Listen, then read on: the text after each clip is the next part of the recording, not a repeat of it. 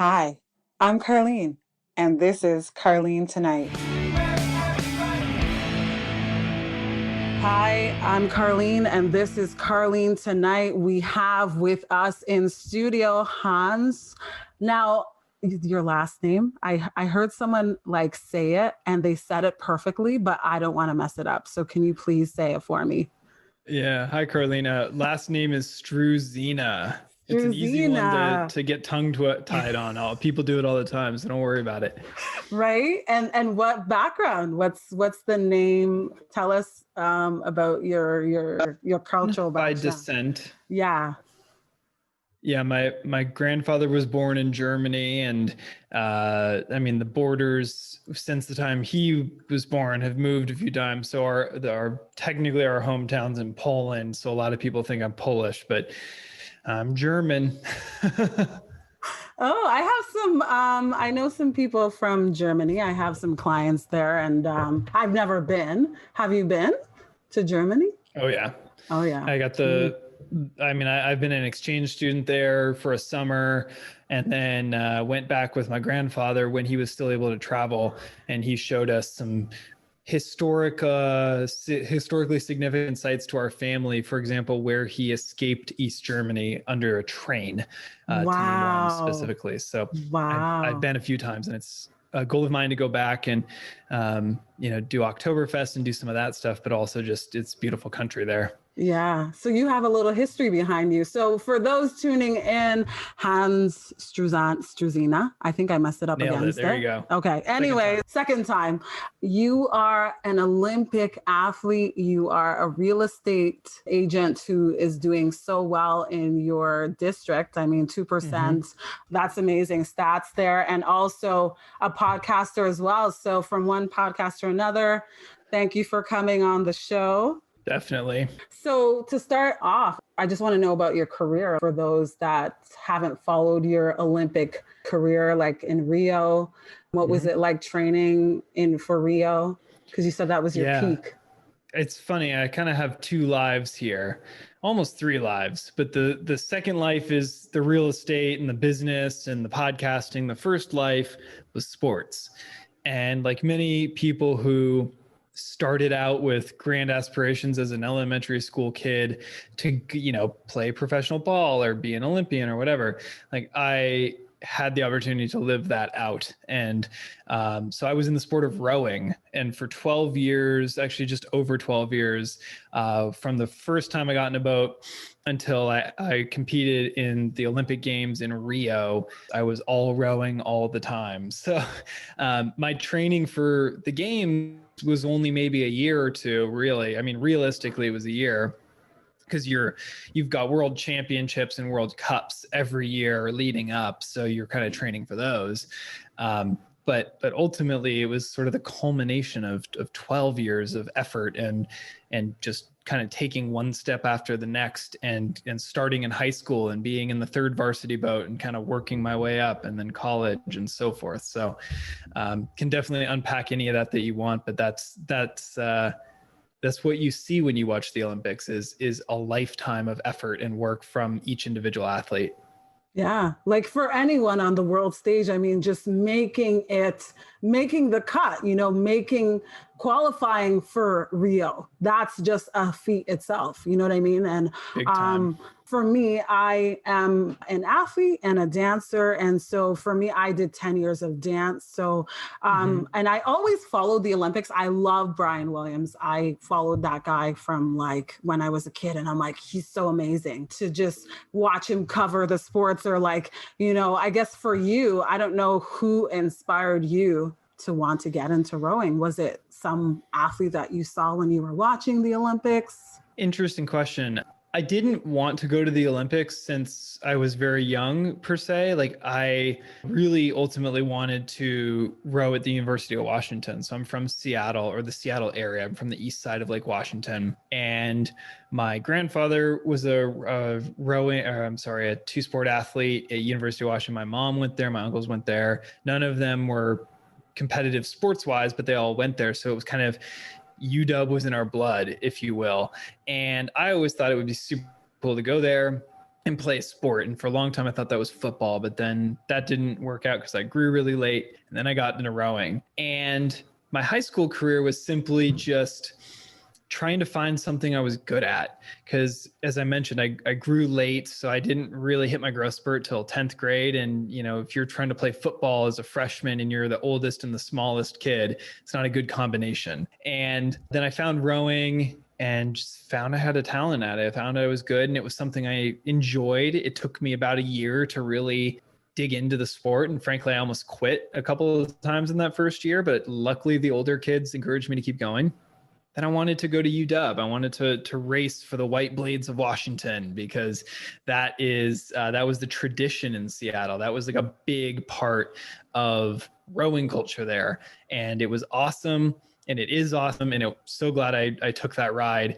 But when I showed up on campus, I was all of a sudden not just competing against kids in the region, you know, within whatever, 20, 30 miles. I was competing against international talent because our school has a really big time reputation internationally. We were recruiting people from Canada, from Serbia, from Australia, you name it. Almost every country that has a rowing presence right now has an athlete at UW at some point, you know, if not multiple. And so to answer your question, and I know this is a bit roundabout way to get there, but I was on this team and I was just like, I just want to make the freshman boat. I want to make the top boat my first year.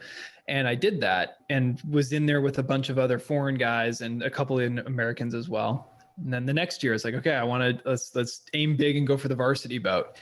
And I was able to get into the varsity boat and we won the national championship. And it was at that time that I realized that I was competing against guys who were either slotted to go to their various Olympic teams or who had been, and I was on their team. I was in the boat with them. So therefore I was good enough to at least, you know, be in the same ballpark. And I was like, oh, maybe I can go to the under 23 team. Maybe I can then go to the senior team later. And it just sort of was like, what's the next level? What's the next level? And you gain confidence slowly when you kind of make that next step, even if it's a small step. And I got up to some of the top levels and realized I was as good, if not better than most of the guys on my team. And they had competed for their various national teams. And my coach was like, hey, you can probably do this if you want to. So that it wasn't really until I was a junior that I realized that was even an option. And then once I was a junior in college, I realized like, you know what, I want to make this an opportunity because you only get so many shots at cool things like the Olympics. So that started a 5-year trajectory post-college to try and get there. Yeah.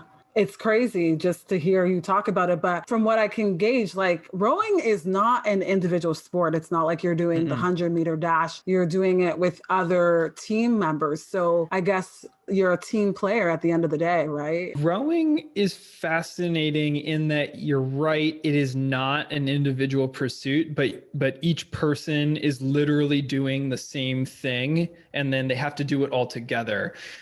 One of the best analogies I've heard of rowing is trying to have 8 golfers lined up on the tee box and take a 320-yard driver shot in sync 200 times in a row. Because there's a level of precision and, you know, just like the little kind of micro movements in your body that come into balance because you're like literally trying to balance this boat and row as fast as you can. And then there's obviously power and strength that comes into it as well. So and timing and all of that nuance that we don't need to bore everybody with. When you get it right, it's beautiful, frankly. And that's what keeps most of us coming back. Cause I'll tell you, it's not the money because there isn't any. I know. I heard you say that. Talking to you about your rowing career is like me with my dance career. I did it for 10 years. And like when I went to university and I was like, I'm not studying dance, but I took some dance courses and like dancers don't make a lot of money. I mean, going out of university, I didn't make lots of money, but you do it because you love it. And I'm sure that's the same thing for you with rowing, because you said, I heard you talk about this on another show that, you know, you were working and training to support your endeavor. And it was something that you really wanted to do, right? So Absolutely. I don't know if your parents helped out a lot with the training and the coaching or if it was more or less you, but there's a couple of different avenues in this country that you can take to get into the high ranks of rowing, but most of it is self-supported, or you get, some people have parents that can kind of bankroll them for 4 years. That's fairly few and far between. I mean, of course I had support for various things. My dad paid for my phone for the whole entire time I was there, and I wrote out as much of his time I was allowed to be on his insurance as I possibly could, all that good stuff. And he definitely supported me, but I went and got a job in sales because it was the only thing that was flexible enough to accommodate a training schedule of twice a day, and learned how to sell. And that was really my entry point into a professional career, because I figured, if I'm going to train, let's just try and get a little something on the resume, bring some money in, cover rent, cover food, and I can always go. I would prefer to go back to ask, my uncles or my dad or whoever for some support if I have like a big expense and I need to go to Europe and train, as opposed to like, hey, I need to like go get some groceries. I don't want to be that guy. So I was really trying to make it work, and more or less it was succeeding. And everybody who goes through this sport has a story similar to that, where it was a combination of someone helping you or multiple someone's helping you, as well as you trying to figure out how to help yourself, because many of us had host families and people whose couches we would crash on, or, we would get rides places or pack 6 of us into a car to get to practice, or, whatever it was. You just kind of figure it out and piece it together. And it's never a clear path, kind of like entrepreneurship or any endeavor, really. It's never clear until it's clear. And, looking back, you're like, of course that worked. But at the time, like, I don't know if it's going to work. I don't know if I'm going to make it. I don't know if I'm going to, totally burn myself out doing this, but I'm just doing my best. Yeah. And that's really all you can do. I think it's like the dream, right? If you are a dreamer and you have a dream, you're going to try and keep at it. Because you said to me that Rio was your peak, but yeah. I feel like your beginning of your career is more at UW, because that's when you finally realize, oh, I'm at that level now. Like that means that there's more opportunities for me to do this for an extended period of time. And like 12 years, like when you think about that, that's a long time to devote to anything, right? Especially your teens and 20s, we all know how much distraction there is at that age and how distractible we are at that age, right? So 100%, it's a challenging time of life and all of that sort of thing. But I have to say that rowing really kept me going in a really positive direction. It helped me get into college. It helped me do a lot of things. And, we could all probably think back to the friend group we shouldn't have been hanging out. So I didn't, go run around and get in trouble with those guys as much. But nonetheless, you're right. It was simply like the Olympic career didn't really start until about halfway through my actual rowing career. I wasn't honestly even thinking that hard about it until that point. And then it was kind of a distant dream, but possible. And then you keep taking these little baby steps and keep getting a little better every day. And ultimately that just builds up over time. Kobe Bryant was always talking about if he puts in 5 years of really intense work and he puts in a 6th day or a 7th day for 5 years, like nobody's going to be able to put in enough time to catch him, even if he then coasted after that. Obviously his passing last year was tragic and terrible, but like all those memes and all that knowledge of stuff that he had said on the internet kind of came back out. And it's like, that's really what we do. And to anyone who gets good at anything is they put time on their side and they understand that concept of time and then just charge towards that one day at a time. Yeah. So I think just looking at it from lens, like just looking at your career as an athlete and then now as an entrepreneur, it feels like the coaching, the time, the commitment, training and everything is kind of like what has led you to a different career path too, because you said you were in sales. And so that kind of helped you to what you're doing now in real estate, right? So that's really interesting. It's always interesting to hear how you got there. You know what I mean? Like every athlete has a story. We hope for the best. And some people don't necessarily, their careers could be short-lived. It's like one Olympics and then that's it, Yeah. So, well, the hard thing about I mean, not to get too deep into the politics of U.S. rowing, but There's always politics, isn't there? There's always politics. Rowing athletically, it's kind of unique in that you mature later, like you hit your peak later. Like, the NFL is full of 21, 22, 23 year olds. And then it's amazing the people who last into their late 20s and 30s, right?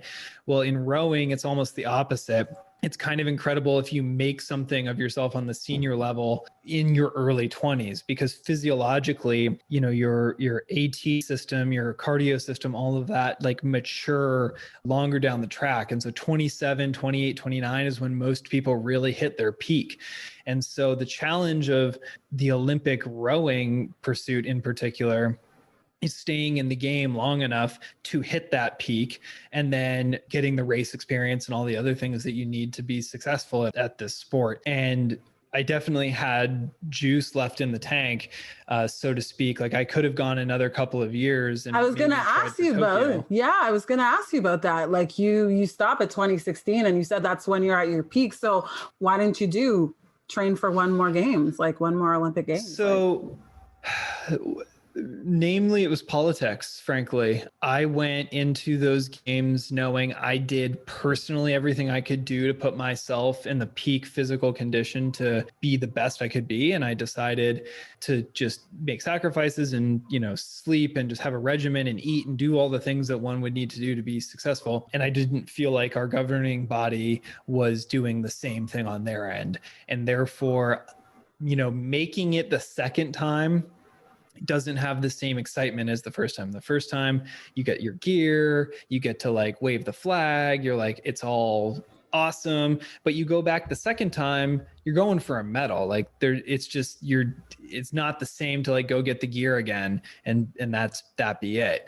And so I had to think very seriously about two things. Number one, did I feel like our system has what it takes to go get that medal?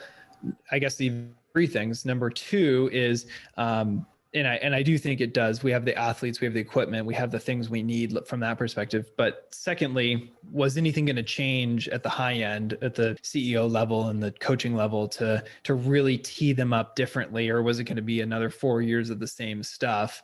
And I ultimately realized that was probably the case. It was probably going to stay the same or pretty similar. And then third was ultimately about me, which is, do I need a medal to justify to myself and to anybody else that I was good at this and that this will somehow complete my identity and make me a better person? And for a while, I really thought that the answer was yes, because when we finished fourth in Rio, I was truly devastated, thought we had totally failed, and I was a failure as a result. And so that whole 12-year rowing career was like for nothing. And then I eventually, through some therapy and through some life coaching and some various other things, self-development wise, came around to realize that was an event, but that didn't need to define the entire thing. So I realized like a medal wasn't going to make me happier or happy, period. It was, it would be awesome to be a medalist, of course, but I knew in my, deep down that I did what it took to be a medalist, and I was as close as I could get without actually getting a medal. And frankly, like, I was okay with that. And anyone who's gone hyper focused into anything in their life knows this, but there are a lot of mountains to climb. And if that's the mountain you're choosing, then go for it and go all in. But I just didn't feel like I had the drive and the desire and the belief in the system behind it to want to go do the climb again, for potentially the same result. Mm-hmm. And so then, enter real estate and podcasting and all, and social media and all this other stuff that I'm into now. And it's like, okay, I could either take all that energy and go back into rowing, or I could go climb a new mountain and take what I've learned in rowing and like go have a new life experience. And honestly, to round this out, my biggest overarching thought was like, what if the Olympics could be like the third coolest thing I ever do in my life? And then I was like, ooh, what possibilities are there now? Like, what could that look like? And ever since then, I've been like, okay, the Olympics are sweet and awesome, but like, how do I one up that? And that has kind of led me in a direction of trying to live a very different life than I would have if I would have just stayed and rowed. Yeah. I mean, being an athlete, I think you make it last as long as you want to make it last. Like Lyndon Rush, like that guy competed until like he was in his 40s. And, just watching him, I'm like, wow, like you have turned this into the longest career possible, right? Where some people are like, I did my 8 years, like the skeleton guy, if he did the Amazing Race, and he's like, I could have gone to med school, but I trained for the Olympics. And it's true when you think about that time, 12 years. You could have done 12 years. You could have become like a surgeon. You could have become a cardiologist. Like this is the path you chose. And obviously it led to somewhere that's great. And so this is your journey. And it's just interesting to talk to you. I can't believe it's happening. You know what I mean? And I think one of the hardest things for most people who come out of that super specialized thing, whether it's, med school or the Olympics or whatever, is like taking that and trying to translate what made them successful in that thing into something else. And that I was sort of fascinated with that as to like, can I be more than just an Olympian? Can I be like a top performing something else? Right. And maybe I'm just really competitive with myself, which I certainly am. But that to me was the pursuit that got my attention after Rio. And so ultimately that's just what I decided to do. And I don't fault any of the guys who I trained with for going back. Their journey is not mine. I support them wholeheartedly and, want the best for them. But at the same time, I just decided that was not the path I wanted to take. With COVID, obviously the Olympics got pushed back. Last year, we were supposed to have the Olympics. And then this year, I don't even know for an athlete now how we are going to do 2021 possible. I'm totally uneducated on this, but I'm skeptical that those games are going to happen the way that they say they're going to happen. Because having been to the Olympics, I know what it takes to put on a games to some degree, at least. I obviously don't know all of it, but that's a tall order in my opinion, especially in a very dense city like Tokyo. So I'm optimistic, especially for all the athletes who are putting another year in, and especially for the older guys who, mentally and physically, you circle a date on a calendar and you're like, that's it. I just got to make it till that date. And then I can rest. I can my back can stop hurting. I can go get that surgery if I need it, like whatever the thing is. Right. And then it gets pushed off 365 days. And you're just like, I can't imagine how defeating that was for especially some of the older guys of like, holy cow, I have to re-engage my brain. I have to basically turn the clock back a year and go back to that mental space. Oh my God. Circle a new target on the calendar. So I feel for those guys, for sure, guys and girls, of course, for sure. See, but hearing you say it, you're giving that perspective to every athlete out there who's I don't know if anyone, whoever's listening to the show, just to give them that push to be don't give up because of this pandemic. It's gonna eventually, we're gonna get through this. I feel like the whole world is feeling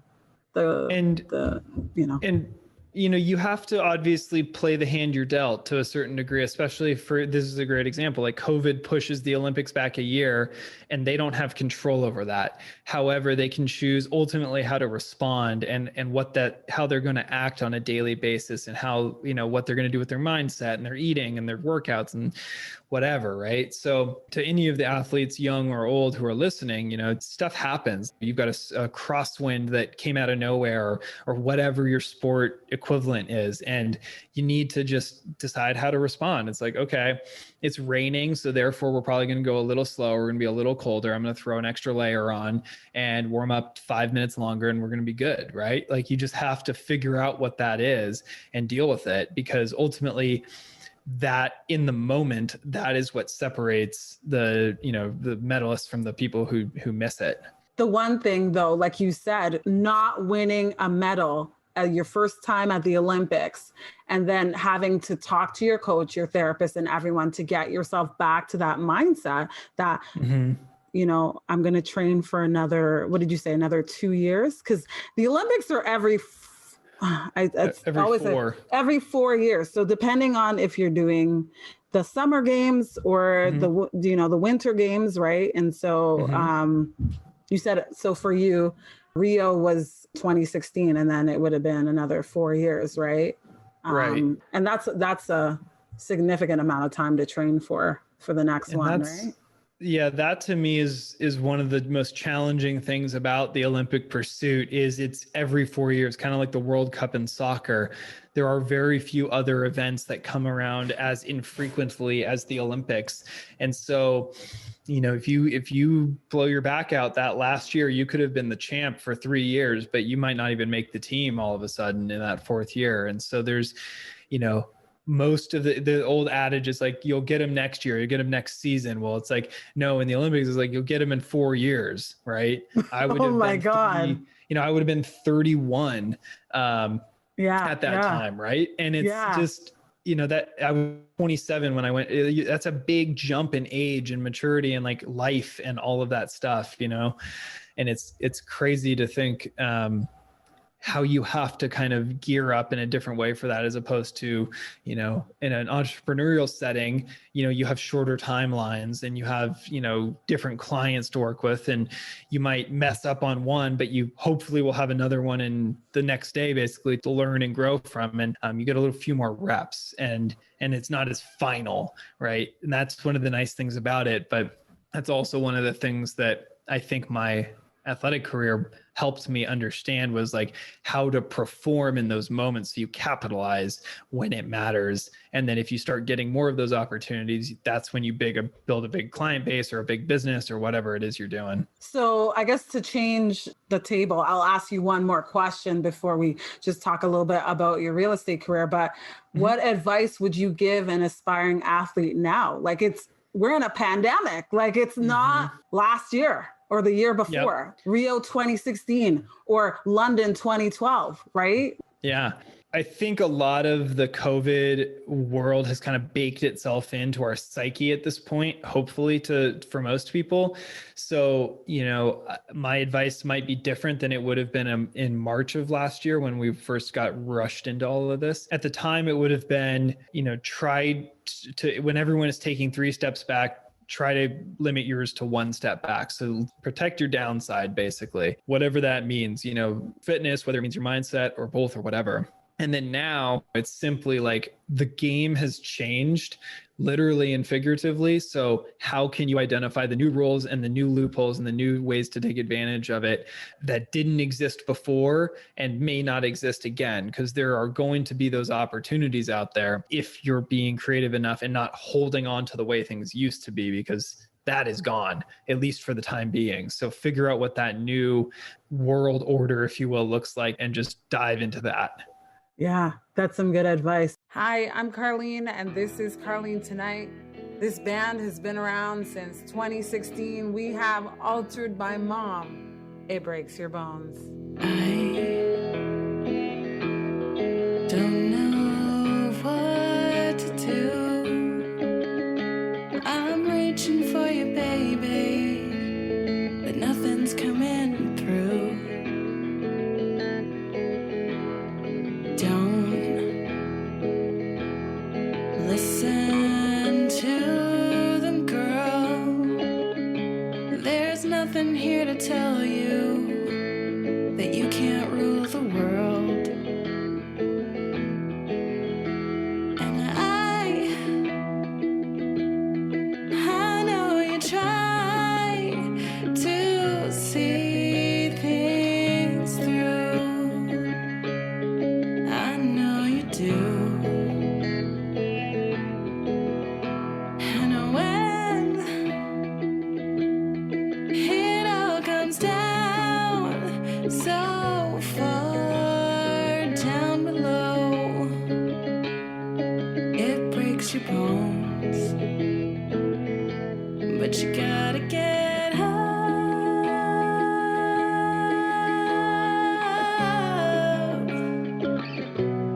You gotta get up.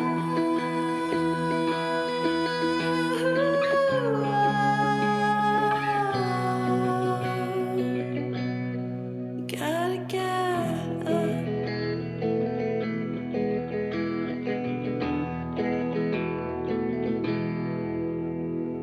A light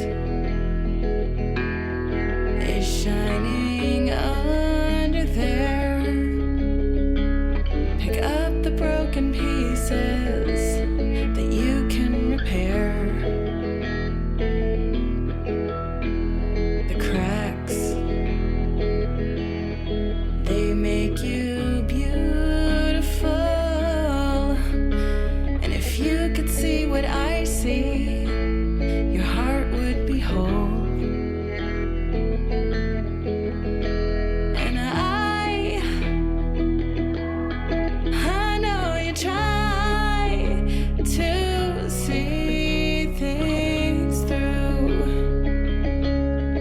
I know you do. And when it all comes down so far down below, it breaks your bones. You gotta get up. You gotta get. You gotta get. You gotta get. You gotta get. Oh, you gotta get out.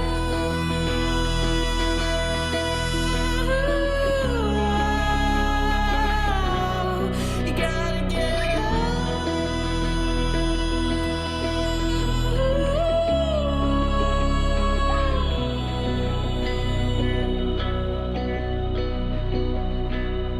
You gotta get up. Hi, I'm Carlene, and you're listening to Carlene Tonight. That was It Breaks Your Bones by Altered by Mom. Hi, I'm Carlene, and this is Carlene Tonight. We have Altered by Mom, Outside Lover.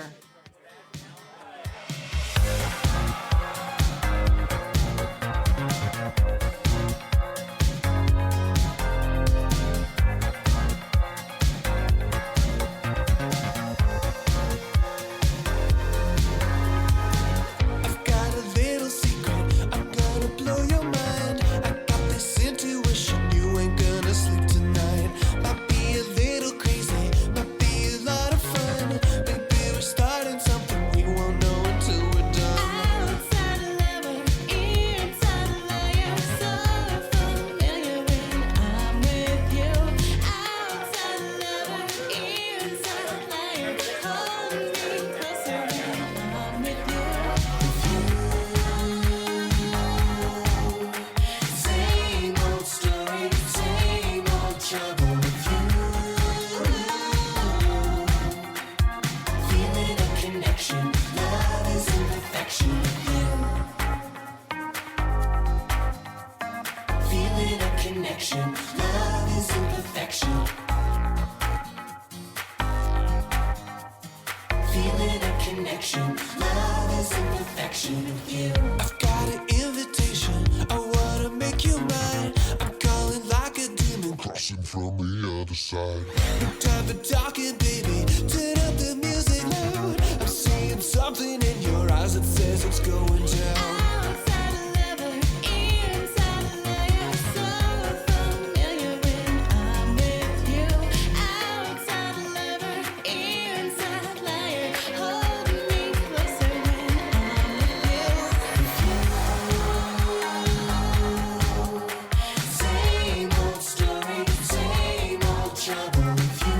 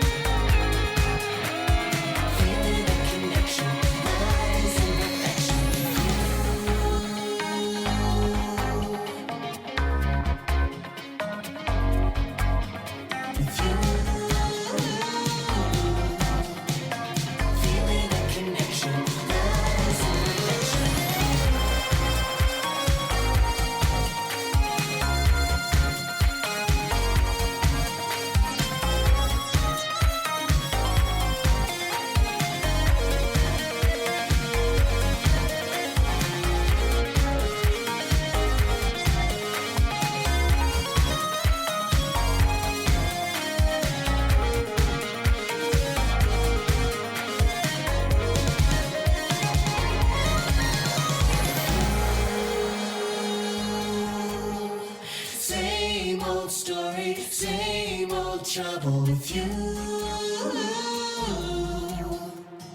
Feeling a connection. Love is imperfection with you. Hi, I'm Carlene, and you're listening to Carlene Tonight. That was Outside Lover by Altered by Mom. Hi, I'm Carlene, and I'm with Hans Struzyna. I keep, Struzyna, yeah. Struzyna. I'm eventually going to get,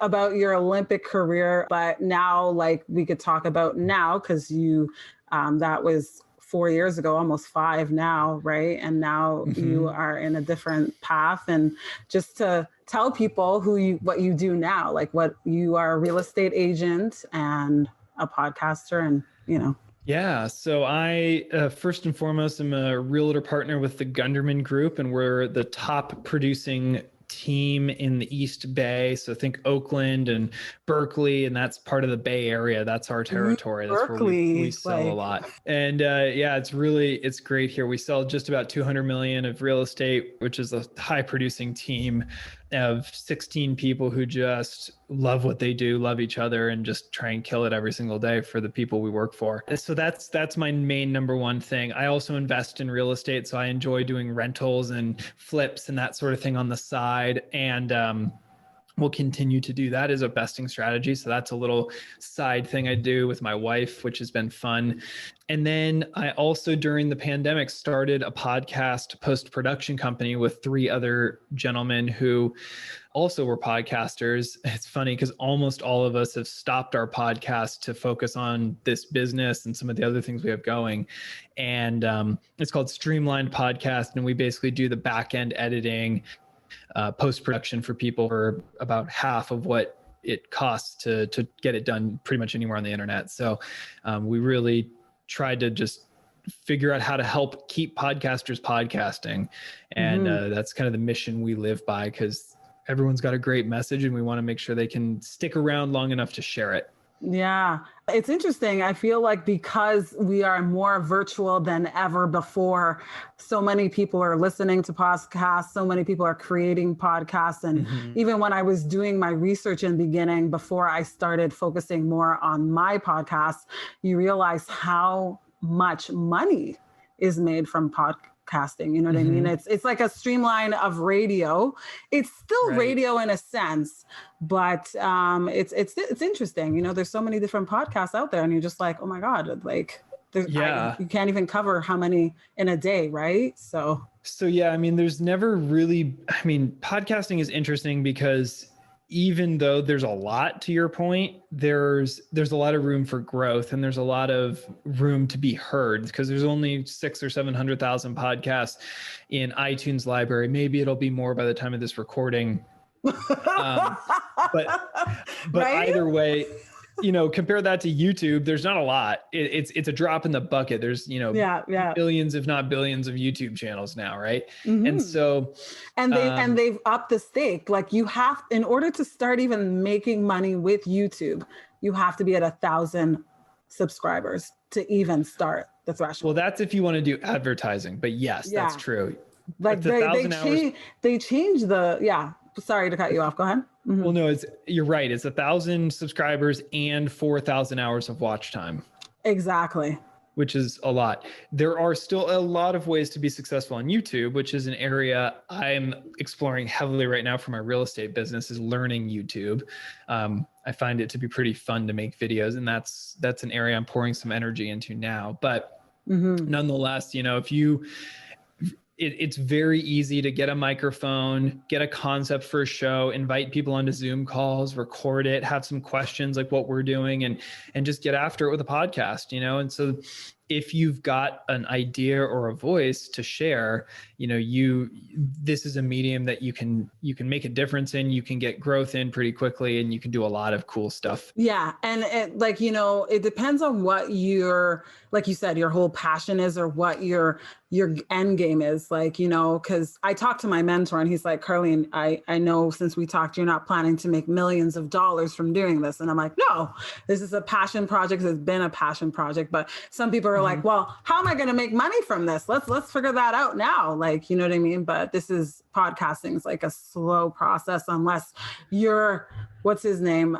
Joe Rogan, who's like, the top of his game in the podcast world, but he started from television. Joe Rogan's show is what? Yeah, he had an audience behind him through his comedy and through his through Fear Factor, right? Yeah. And then he then started podcasting when there were like 1,000 podcasts on iTunes and no one was listening. And then he did it. I think he's in his like 12th year or something. It's like when going back to that whole thing about putting time into on your side, like he's just been doing it forever. You've got people who are at the top of their game and like, they've been pumping out 3 episodes a week for, 6 years. Like that's a lot of content. If you start to think about that and you just put the time and energy into it, it's like kind of inevitable that you'll succeed. It's just you may not sell to Spotify for $100 million,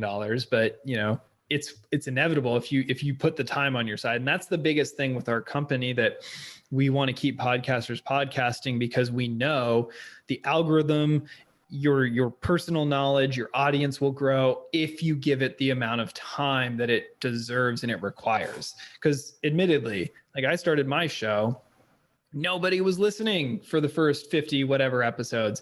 And then I started getting a few more listeners, a few more, and then a couple hundred, and so forth and so on. I never got to big download numbers. So you're saying even with someone with your demeanor and people do know you because of your athletic pursuit, it still didn't transpire with the podcast, is what you're saying. So I don't know how many people you actually know, right, when you started off. Well, to me, my podcast was originally a way to network with folks, and I didn't do it necessarily to monetize the show. I wanted to have an excuse to go interview and network and get to know people who I found interesting, and some people that I wanted to know, and get into their world and be in their LinkedIn friends and all that kind of stuff, so that I could, just start to expand my network effectively.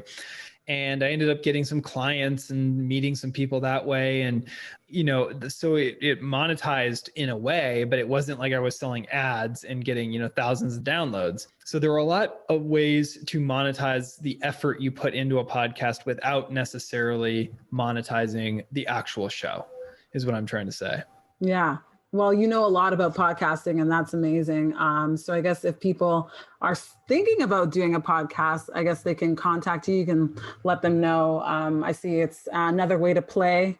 That's your podcast. Yeah, I've actually, believe it or not, I've actually retired that show after 146 episodes, because I'm pursuing Streamline Podcasts. That's the company that I co-founded with some buddies. But also, if you're thinking about starting a podcast but you don't know where to go, we have we're launching and doing pre-sale right now on a thing called the Podbox, podboxx.com.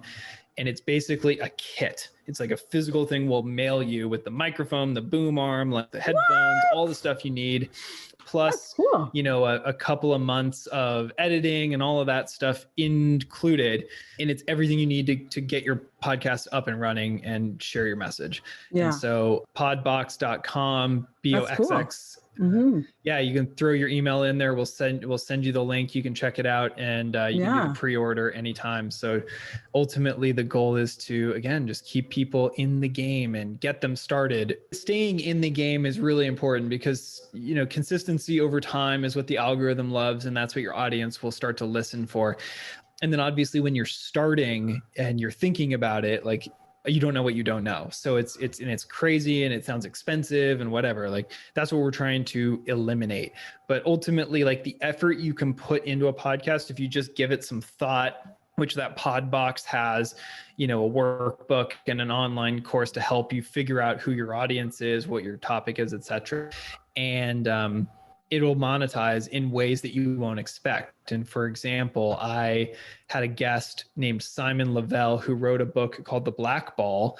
And he basically is a meditation. He's a coach for entrepreneurs who are stressed out, and, basically gets them to meditate for a long time. I had him on my show. His message resonated with me. I got his book, read his book, reached out to him, and ultimately joined his program, of which I'm now in my stage 5 out of 6 or 5th week of. And I'm meditating up to 50 minutes a day right now. And it's all because of his progression and the lessons that he learned. And like, I have to tell you, like, I would never have met him if it wasn't for this podcast and his program. And he's changed my life in so many good, positive ways. I can't mention all of them because it would be a long list. And we don't have enough time to do all that. Right. I feel like we definitely have to have you back on the show, Hans, because I'm learning from you as a podcaster, and you can share with other podcasters out there, because the podcast community is large, but everyone is willing to help each other. And I can go 100%. On and on too. Like, I met someone on Facebook who's like, I could connect you to this management so you can interview this artist. Like, it's amazing how sometimes people are willing to help you and you just don't realize it. It's like, wow, totally. Like you said, I who would have thought, you know what I mean? But it's a journey, just like your Olympic journey, your journey as a real estate agent, and now as a podcaster as well. And, you know, it's so cool to have you on the show. Thank you. Absolutely. Yeah, this is amazing. So I guess I didn't really talk to you more about like your personal life, like with your parents and that kind of thing. But I think I want to ask you before I let you go, did your parents support your dreams? Like, were they with you on that Olympic path? Like when you wanted to pursue rowing, like how was it like growing up? Yeah, the expectation was that we would either, I mean, once we got to a certain age, of course, either we would be pursuing extracurricular activities like sports, or we would be getting a job.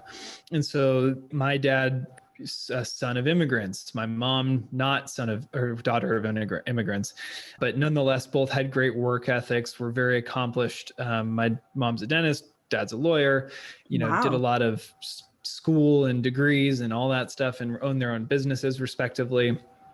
So had great work ethics, which they definitely passed to me and my sister. But I remember that specifically. That was like, if you're going to go do something with your time, it's not just going to be sitting playing video games. So it was, athletics, dance. My sister was big into music and choir, or job, right? You're going to do something productive. And so to that degree, they were very supportive of athletics in my career, emotionally, financially, et cetera. But yeah, I think the big lessons were all the ones that they taught me of, work hard, do the right thing, follow through on your commitments, all of that kind of stuff. Yeah. And that's a good way to grow up, I think, like, I think they always say the apple doesn't fall far from the tree.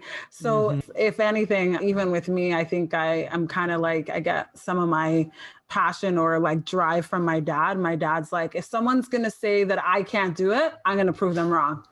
Completely. So. I can resonate with your dad. I had a few people tell me that, and I thought the same thing. Yeah, because there's always, and no matter what you decide to do in life, there's always going to be people like, are you sure that's what you want to do? Because I don't see you doing that. There's always going to be like people. Well, the people, I think, want to see you stay safe, and they think that that's dangerous because it feels that way to them. That doesn't mean that they're you and you should listen to them and all of their past and their history and stuff, right? And I believe that most people have good intentions. There's some people who are just jerks and say that just to be a jerk, right? But through their eyes, it looks like a total risk and they would never do it. So why should you, right? And that doesn't mean you shouldn't. That just means that's their opinion. And it's easy to listen to that, though, admittedly. And I think the better you can be about not listening to that kind of stuff and really taking the advice, be careful whose advice you take and try and get the people who you aspire to be like your mentor, as opposed to the people who you don't want to be like, then that's probably a good way to go with the advice category. Yeah, well, they always say hang out with the people that you want to be like or like-minded, right? 100%. Yeah, definitely. So we are with Hans Struzyna. Struzyna. Second time. You keep nailing it the second time. I know. I can't. I really can't, but work in progress. If you come back on the show, I will have mastered your last name. I promise. Beautiful. Would love to. Thank you. Yes. So for those listening, how do they reach out to you? You're on social media? Right? Instagram. I'm pretty active, pretty regularly involved on Instagram. That's at Chief Snah, SNAH, which is my first name backwards. And if you want to check out my website. It's more real estate stuff, but if you're interested in what I'm doing in that world, it's hansstruzyna.com. Thank you so much for coming on the show. I'm Carlene. This is Carlene Tonight. And we have Olympic athlete, real estate agent, podcaster, Hans. I won't say your last name because I'm going to get in trouble. So, Carlene, thanks for having me on. It's been a pleasure. Oh, it's been a pleasure. Thank you so much.